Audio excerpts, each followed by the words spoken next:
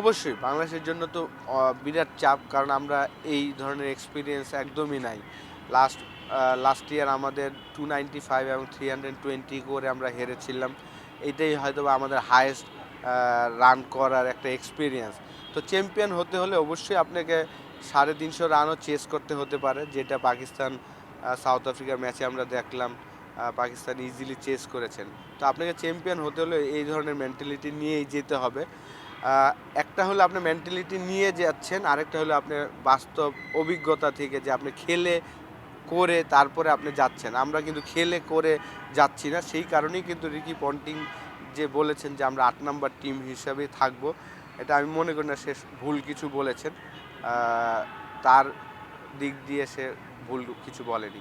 দেখেন আমরা কিন্তু সবসময় দেখবেন যে একটু উইকেটে হেল্প লাগে আমাদের বলারদের ভালো পারফরমেন্স করতে হলে। একদম ট্রু ব্যাটিং উইকেটে কিন্তু আমরা এখনও ওই জিনিসগুলো রপ্ত করতে পারিনি।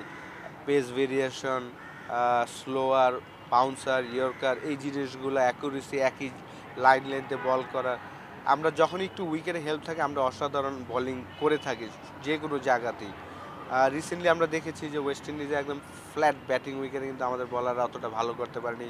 2023 ওয়ার্ল্ড কাপ যদি আপনি খেয়াল করেন, সেখানেও আমাদের বলাররা যাওয়ার আগে কিন্তু অসাধারণ ফর্মে ছিল সবগুলো ফাস্ট বোলারই, কিন্তু ওইখানে যেয়ে কিন্তু একদমই ভালো করতে পারেনি।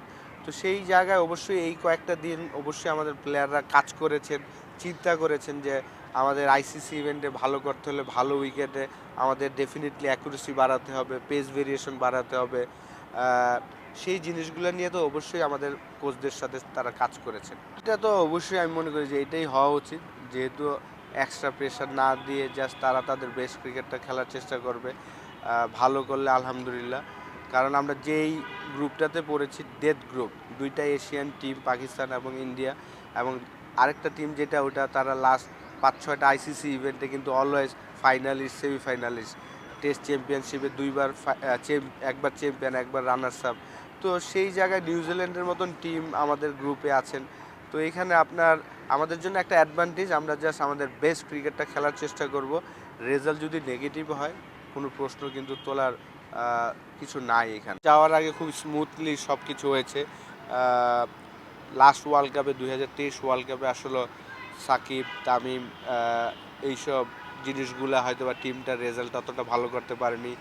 আবার 2024 ওয়ার্ল্ড কাপে শান্ত ক্যাপ্টেন ছিল, তারও একটা প্রশ্নবিদ্ধক ছিল যে T20 ফরম্যাটে ক্যাপ্টেন রেগুলার মেম্বার হয় কি না। তো এই জিনিসগুলো চ্যাম্পিয়ন্স ট্রফিতে হবে না, এটা আমি মনে করি, কারণ ক্যাপ্টেন অসাধারণ পারফর্মার, বিশেষ করে শান্ত এই ফরম্যাট এবং টেস্ট ক্রিকেটের চমৎকার প্লেয়ার। সেই জায়গায় কোনো প্রশ্নবিদ্ধক প্লেয়ার কিন্তু টিমে নাই। আপনি যদি পারভেজ ইমনের কথা বলেন, সে কিন্তু লাস্ট লিস্ট এ ক্রিকেটে সেকেন্ড হাই স্কোরার, অলমোস্ট 600 রানের মতন করেছেন। তো তার কিন্তু লিস্ট এ ক্রিকেটের পারফরমেন্স কিন্তু ভালো।